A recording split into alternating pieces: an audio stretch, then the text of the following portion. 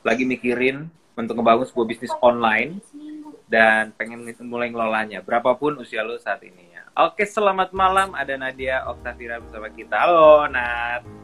Halo, Gimana nih, Nat? halo apa kabar Akhirnya Mas Fari? sehat-sehat, alhamdulillah. Datang juga kesempatan kita kulik lo sebagai business owner. Ya kan, kalau biasa-biasanya lo terkait teknis gitu, terkait marketing gitu kan. Sekarang coba dari sudut pandang bisnisnya gitu. Nat, lo sendiri pernah kepikiran itu usia termuda tuh kapan? Untuk kayaknya kalau nyari duit sendiri gitu ya, kayak kalau bikin bisnis sendiri tuh boleh juga deh. Itu tuh usia berapa paling muda? Kayaknya kalau bikin bisnis tuh enggak ya, awalnya tuh malah freelance. Freelance Udah itu? freelance ya, freelance tuh dari SMA udah mulai foto-foto, sebenarnya udah hobi foto. Kemudian pas kuliah, kebetulan kan kuliah film ya. Iya. Nah, ikut-ikut senior, freelance dari situ, udah dapat uang tambahan dari freelance. Dari kuliah sih gue udah kerja berarti. Untuk bikin bisnis itu kayaknya nggak ada niatan juga sebenarnya bikin bisnis, apalagi bisnis yang Utori ini ya. Sebenarnya itu gara-gara waktu itu gue sama temen gue ide waktu itu udah pernah join ngobrol-ngobrol juga di Karsakria. Itu tuh sebenarnya dia sebenarnya awalnya hobi ngerajut. Terus kok lama-lama banyak gitu rajutannya. Mau kemana juga, lagi pandemi juga. Mungkin pada saat itu cuma buat foto-foto doang OOTD. Tapi lama-lama banyak, terus mau diapain ya itu. Nah, maksudnya kita juga gak bakal pakai itu semuanya gitu. Iya, jadi memang sebenarnya itulah awalnya hobi untuk ngebikin rajutan gitu ya. Iya, betul. Dan lu hobi untuk apa yang bisa dimanfaatkan dari teman gua? Apakah untuk kita raih bersama? Iya, betul. Dan waktu itu juga gue belajar ngerajut tuh sama dia jadinya. Kan untuk sela-sela pandemi nggak ngapa-ngapain gitu, masih WFH pada saat itu. Jadi kita ngerajut terus lama-lama sendiri aja udah banyak, apalagi berdua tuh hasilnya kan jadi banyak. Betul, makin banyak lagi. Nah, kita apain ya? Udahlah, kita jual aja gitu kan. Terus kita cek ombak ya. Ide yang muncul karena nggak sengaja aja sebenarnya ya, karena emang iseng terus sekarang punya produk jadi dijual. Nah, kepikiran untuk menjualnya itu berarti kan termasuk recent tuh saat masa-masa pandemi. Langsung berangkat ke bikin bisnisnya itu online. Itu tuh riset dulu atau udah sih katanya coba sendiri. Sebenarnya sih pada awalnya tuh kita nggak nanya sih sebenarnya, kayak cek ombak mungkin bikin terus foto, abis itu teman-teman pada nanyain ini lucu, beli di mana, atau kayak lu nggak jual, jadi kayak jualan karena banyak banget gitu si produknya kali ya. Jadi yaudah kita jual aja deh, mulainya ya ke teman-teman dulu, dari teman-teman mungkin dari mulut ke mulut gitu. Setelah itu ya baru deh kita pikirin lagi untuk selanjutnya. Gitu Mas Fari. Tapi kenapa lu memilih platform yang lu gunakan sekarang? Lu kalau nggak salah cerita ke gue tuh dua atau 3 platform yang digunakan untuk bisnisnya. Untuk sementara ini sebenarnya awalnya itu kita cuman mau jual di Instagram ya, kayak zaman dulu banget sih ya, kayak ngechat mimin Instagram kayak mau dong produk ini, nanti kita kasih rekeningnya gitu baru ditransfer. Tapi ada juga teman-teman yang lebih nyaman di e-commerce gitu. Sekarang jadinya ada di Shopee, tapi by ini ya, kalau by ya kalau dia mau aja gitu. Tapi kita nggak stok di Shopee sebenarnya, gitu Mas Farli. Itu alasannya juga seperti dari segi kenyamanannya atau segi registrasinya pada saat itu mudah nggak sih tergolongnya? Sebenarnya kayak semua orang bisa ngelakuin itu. Sebenarnya kalau untuk bisnis ya, kalau di Instagram doang kan jadinya nggak kedetek gitu siapa aja yang order, berapa jumlah yang keluar gitu. Tapi kalau di e-commerce kan semuanya udah jatuhnya udah kayak ada pembukuan gitu kan, kejual berapa, harganya berapa, untungnya berapa gitu. Sebenarnya lebih ke ya lebih gampang di Shopee sih kalau untuk administrasi tentunya. Tapi karena kita sistemnya pre-order by custom, kayak mereka custom gitu, kita custom barangnya. Jadi ya agak susah gitu kalau mau naruh di Shopee. Sebenarnya udah bisa sih, kita naruh habis itu pre-order berapa hari, 7 hari kayak gitu ya. Tapi kita belum nerapin itu sih sebenarnya. Mungkin cepat atau lambat bakal nerapin itu di Shopee gitu.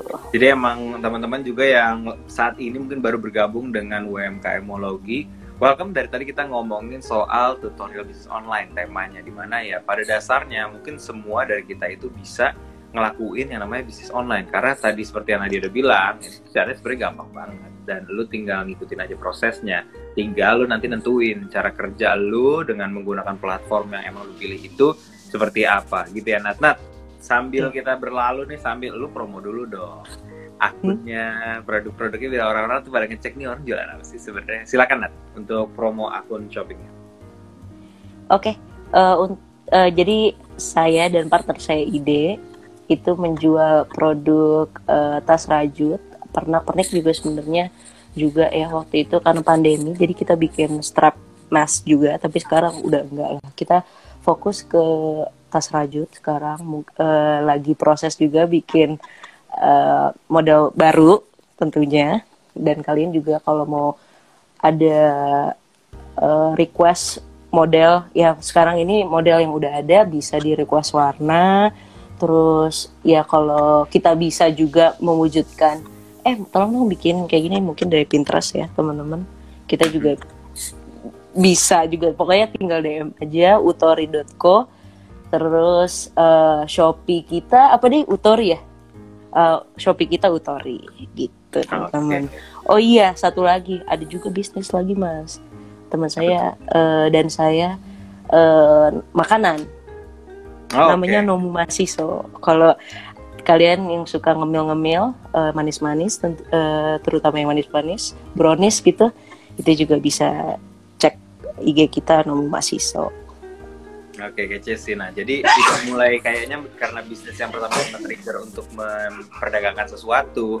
Lu sendiri di kantor juga akhirnya ada sedikit-sedikit barang yang lu gerakkan gitu, model bisnis. Nah, sekarang lu bikin lagi bisnis makanan. Ini sebenarnya pertanyaan yang barangkali nggak pernah terlalu orang pertanyakan gitu ya, karena selalu ada aja entah dari mana. Kalau untuk memperoleh modal awal, kalau yang lu jalanin sendiri itu, apalagi mulai buka bisnis makan ya kan, mulai mungkin bisnis yang lainnya, itu dari mana biasanya yang paling bijaksana menurut lo? Untuk modal awal kalau bisnis makan ya, itu juga sama Mas, kayak awal-awal tuh ya modal sendiri aja. Karena suka makan, tadinya juga emang karena kita makan juga, terus orang-orang pada kita bawa ke kantor atau kita bawa pas lagi main, suka gitu aja. Sistemnya kayak bagi tester gitu. Terus orang-orang pada milih dan mau gitu. Ya itu cek ombak juga sih sebenarnya. Jadi ya modal awal modal sendiri, dari kita kan kerja di kantoran ya berdua, ya gitu, paling kayak gitu aja. Dan kita juga PO-nya juga nggak banyak-banyak, jadi sistem PO-nya kalau udah melebihi kita cut gitu. Oh oke. Jadi simple, dan sebenarnya juga kalau banyak orang-orang yang mau mulai berbisnis online tapi khawatir dengan waktunya, ada bentuk time management yang justru full control dari kita sendiri untuk bisa ngejalanin bisnisnya. Nah, ini kan orang mungkin kalau pertanyaan tadi itu sumbernya bisa dari mana aja. Syukur-syukur adalah biasanya orang yang udah punya planning, nggak terpaksa keadaan tuh bisa mulai bisnis dengan modal yang fair juga. Tapi untuk kita yang udah ngejalanin bisnisnya nih, untuk Nadia khususnya nih ya, berkorbannya tuh biasanya apa aja? Selain biasanya orang terkena di waktu kan, mesti ada urusan keluarga, urusan kantor, tapi berbisnis juga. Kalau untuk lo yang saat ini ada di 20s gitu, mengerjakan, ada di kantor juga, ada hangoutnya juga pasti kan. Yang dikorbankan tuh biasanya apa kalau bisnis online? Energi sih pastinya. Karena waktu udah kesita banyak, terus kalau mengerjakan itu kan juga butuh energi ya, kayak pulang gitu. apalagi kalau makanan ya. Kalau makanan itu kan nggak bisa dilamain. Mungkin kalau tas kayak gitu kan bisa eh, kita stok juga, ada yang stok juga. Kalau makanan kan sesuai order baru dibeli gitu. Bahannya itu ya. Jadi paling modalnya waktu sama energi sih. Paling banyaknya. Energi yang dikorbankan ini yang nggak bisa sembuh dari makan doang nih. Harus ada betul. bentuk istirahatnya. Oke, berarti ya begitulah ya teman-teman ya, banyak sekali emang kalau yang namanya ngomongin bisnis online, apalagi tergantung dengan medium bisnisnya, tergantung dengan platformnya dan produk apa yang mau diperjualbelikan. Itu kita juga harus menyesuaikan dengan karakteristik kita dan waktu yang kita miliki. Jadi kalau lu sendiri rencananya itu dalam berbisnis online seperti sekarang, memberatkan gak sih kalau lu bikin bisnis-bisnis lainnya juga, dan bisa gak sih sebenarnya seseorang tuh ngejalanin itu bersama-sama? Sebenarnya bisa aja selama ada kemauan dan kita kan semuanya nggak harus melakukan sendiri ya. Kayak kita punya modal apa? Punya modal uang ya hire karyawan. Kalau nggak punya modal uang, ada temen ya kita pergunakan temen. Ya kalau ada waktu ya kita ngerjain sendiri gitu. Ya nggak sih Mas? Ya sebenarnya kalau gue sih mikirnya biasanya nih, untuk menghemat pengeluaran para karyawan, semuanya dikerjain sendiri dan akhirnya energi yang habis. Nah, menurut gue sih tergantung kalian juga ya mau prioritasnya apa gitu. Kalau semuanya mau, kita kan badan cuma satu, ya tangan cuma dua. Kalau mau mengerjakan sendiri semua, menurut gue agak impossible, kecuali time managementnya memang bagus dan worth it gitu. Dan menurut gue kalau bersama partner atau bersama teman itu kan juga kita membuka peluang baru untuk orang lain juga gitu. Bukan untuk kita aja tapi buat orang lain gitu Mas. Benar-benar. Ngelolanya gimana sih kalau misalnya partnership sama temen? Mungkin nggak tahu apakah lebih sederhana, justru lebih mudah, atau justru karena khawatir ada nanti perasaan yang harus terganggu gara-gara urusan bisnis bareng. Kalau lu ngebagi porsiannya gimana? Iya, tentunya dari awal sudah kita bicarakan gitu. Gimana ya enaknya? Terus yang harus pertama kali dilakukan tuh ya harus yakin, diri kita juga harus yakin sama partner ini gitu. Apakah kita yakin bisa partneran sama dia, apakah kita bisa menerima dia bisa menerima kita gitu, dengan banyak kekurangan dan kelebihan. Ya tentunya ya gitu aja sih paling Mas. Iya sih. Kalau mau berpartner ya. Iya, kepercayaan. Kalau nggak percaya ya agak susah juga, mendingan sendiri. Kalau nggak sama partner ya mending ya, kalau nggak sama partner ya kan kita punya karyawan gitu ya, jadinya bisa menggerakkan ke sana. Apalagi kalau bisnisnya udah mulai berkembang, ada uang muter yang bisa untuk membantu ngelola.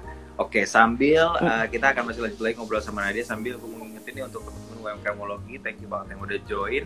Nantinya juga video ini dapat ditonton ulang, dan silakan aja kalau emang ada yang punya pertanyaan nih, mungkin menyapa dulu. Ada Lia Pram 94, halo, selamat malam, thank you banget udah join. Udah gitu juga kalau misalnya emang ada yang mau bertanya di dalam kolom komennya nanti, silahkan aja. Nah, Nat, sekarang kita kan dari tadi udah ngobrol apa yang lu sebagai business owner ngerjain gitu. Gimana cara ngebangun kalau misalnya lu mau punya partnership jadinya bareng-bareng gitu di bisnis online-nya. Tapi sebenarnya yang banyak orang khawatirkan itu adalah jadinya terlalu banyak mempertimbangkan segala sesuatu sehingga nggak jalan. Itu kekhawatiran-kekhawatiran yang bisa terjadi pada saat mengelola bisnisnya.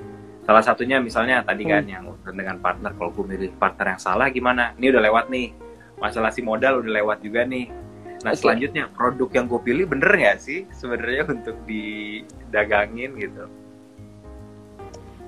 Untuk produk yang didagangin tentunya butuh riset juga ya Mas Fahri. Kalau aku kan sebenarnya pada awalnya itu kan suka dan hobi gitu, dan teman-teman juga pada nanyain. Jadi sebenarnya target pertama kita teman-teman awalnya. Tapi kan semakin lama teman kita kan juga nggak begitu banyak kayak influencer ya. Jadi kita ads. Oke, Nah, menarik. dari ads, sebenarnya dari ads kita pernah nyoba ads, tapi sebenarnya ads itu kan juga karena modal kita nggak banyak gitu, mungkin dari keuntungan penjualan itu kita sisihin untuk mencoba ads, rupanya worth it gitu, dan kita sesuai dengan target marketing. Oke. Tutorial nih, kita pelan-pelan nih ya. Jadi Oke. lu kan udah berada pada titik dimana nih bisa nih ada yang disisihkan untuk bentuk promosi bagi bisnisnya, ya kan? Terus lu ingin masuk ke ads itu di beberapa platform memang ada yang gampang cara aksesnya kan. Nah tapi untuk yang lu gunakannya dulu, teknisnya dari awal step by step, berapa yang lu keluarin sampai insight-nya atau hasilnya jadi gimana? Dari lu pencet ini gue ke platform ini, ke sininya pencet promote ads-nya gitu. Karena sebenarnya gue juga kurang canggih ya soal meng-ads. Waktu itu ada teman kita yang ngajarin kita juga, teman kita juga bisnis pakaian gitu. Coba deh ads gitu. Ads-nya kecil aja dulu, mungkin 150.000 untuk 3 hari gitu ya. Kita coba, terus abis itu kita langsung ads-nya dari Instagram. Padahal sebenarnya lebih untung itu kita nyoba dari Facebook, masukinnya di dashboard Facebook ya. Katanya sih lebih kayak gitu. Tapi kita juga kurang. Kenapa mungkin lebih berdampak? Kenapa nih waktu itu? Karena kalau Instagram itu kurang detail untuk target marketing yang kita mau. Sedangkan kalau dari dashboard Facebook itu bisa lebih detail target marketing yang kita mau gitu loh Mas. Kayak misalkan umur, tinggalnya di mana, kesukaannya itu bisa juga dari Facebook. Udah sampai sedetail itu. Kalau dari Instagram tuh paling ya cuma umur, tinggal di mana, fashion atau apa. Tapi kalau di Facebook lebih detail gitu. Oke, terus jadi menggunakanlah si ads ini untuk selama 3 hari dari yang Instagram itu. Terus dari situ turn out-nya bagaimana? Ke engagement-nya, ke attention atau produknya itu diapresiasinya seperti apa? Apa hasil dari menggunakan si ads itu selama 3 hari? Jadi tekniknya adalah jika kalau kita mau bikin produk baru, mengeluarkan series baru kita pasang ads, karena kan sudah ada produknya ya. Maksudnya kita sudah menyediakan produk tanpa dia harus mesen PO pre-order dulu gitu. Jadi kok gue lupa ya mau ngomong apa. Ya jadi setelah itu kita baru pasang ads, dari situ produk kita tuh cocoknya sama umur berapa ya, di mana ya target kita. Udah pasang ads, terus respon dari ads itu juga menurut aku sih bagus ya, karena sesuai dengan yang kita mau. Nah kita tuh juga bisa milih gitu loh Mas, mau apa nih ads-nya buat apa, apakah targetnya klik untuk penjualan atau dia engagement doang gitu. Jadi saat kita mau klik kalau order itu juga bisa, ya tergantung kita masangnya apa gitu. Pada saat cuman cek ombak ya kita butuh ads untuk engagement, ya turns out responnya ya di engagement. Kalau kita ngekliknya kita mau jualan, ya itu responnya juga klik gitu. Oke, berarti semuanya jadi bisa lebih dikontrol juga ya kan dalam pemasarannya. Akhirnya kita yang tadinya pun bermodal seorang diri memulai bisnis, semua bisa mengerjakannya sendiri. Hanya tadi pengorbanannya ya si waktu, energi, sama ngulik aja sebentar ya. Kira-kira 1 hari mah udah ahli kali ya untuk ngulik dalam segi promosinya. Tinggal nanti nentuinnya itu yang mesti pakai planning. Akhirnya pakai planning nggak nentuinnya? Untuk nentuinnya sih produk apa yang mau ya kayak sekarang nih, mungkin akhir tahun nih kan pasti orang-orang mau ngasih hampers ya untuk kerabat, untuk klien, untuk ya orang-orang yang mau dikasih gitu. Nah, apa nih, seasonnya lagi Natal kita bikin buat Natal, seasonnya lagi summer kita bikin buat summer, dan tentunya juga kebetulan ide adalah strategic planner ya. Jadi dia suka ngulik-ngulik juga tuh tentang ngulik-ngulik juga soal media sosial gitu. Jadi ya kebetulan aja saya punya partner yang bisa ngikutin kemauan orang-orang gitu, Mas. Apakah kebetulan partnernya juga ada di situ, mau tampil boleh loh untuk menunjukkan presence-nya kalau ada di Iya, situ. partnernya ada di sini nih. Ibu mau ke sini, Bu. Oh, ibunya lagi nggak pakai kerudung karena udah di rumah, udah siap-siap. Ya, kalau gitu. Oke, berarti yang terakhir banget nih. Ini dari belakang aja komen. Ya. Apa dia bilang? Mungkin dia mau jawab pertanyaan ini ya. Ini pertanyaan yang terakhir banget nih. Mungkin kan dia sebagai strategic planner bisa merespons. Coba. Jadi pertanyaan dari Mas Fari katanya. Ya, ini udah terakhir banget juga karena ini adalah salah satu juga yang paling diwanti-wanti banget, yang paling gak mau banget kejadian sama siapapun yang berbisnis online. Halo Nat, koneksinya sepertinya agak sedikit. Oke, udah balik lagi. Oke Nat, kedengeran suara gue Nat? Ya, boleh. Oke, baiklah. Jadi caranya gimana untuk kita bisa punya kepastian, untuk kita bisa memutuskan suatu tindakan yang resikonya kalau bisa sampai nggak ada gitu ya, pelanggan tuh nggak kabur gitu, pelanggan tuh nggak capek atau bosan sama kita atau pindah ke kompetitor.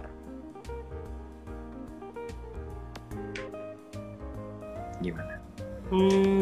Caranya Ini lucu banget direspon sama orang tapi wajahnya berbeda yang kelihatan. Yang benar-benar dubbing coba. Jadi kuncinya tuh personal buat ya, harus benar-benar kayak punya karakter gitu loh. Jadi selalu dinanti sama followersnya. Jadi itu kabur kemana-mana. Tuh. Oke. Ada lagi barangkali karakter ya? Komunikasi sih sama ya, kayak rasa kalau si brand ini tuh adalah Oke. Ya. Suaranya sekali ini agak putus-putus lagi, kayak lagi ngomong sesuatu yang luar biasa tadi tapi agak putus-putus. Tapi gue nangkep sih poinnya. Jadi yang pasti karakter itu tadi penting. Halo? Gimana? Terus menciptakan produk-produk yang tentunya dinanti gitu ya. Ya.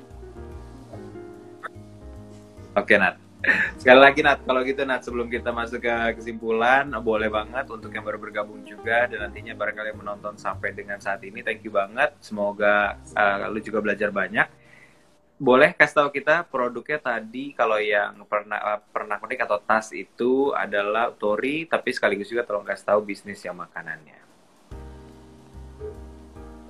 Untuk pernak-pernik dan tas rajut, Utori, dan untuk makanan yang suka makanan manis-manis bisa dicek Instagram Nomu Masiso. Oke, silakan dibeli sebanyak-banyaknya dan semoga menikmati. Terakhir kesimpulan atau tips untuk mereka yang ingin memulai bisnis online, masih ragu-ragu, masih belum nyoba sama sekali, masih cari-cari tahu, apa yang lo bisa sampaikan? Lo dari ide apa yang lo bisa sampaikan untuk mereka? Iya.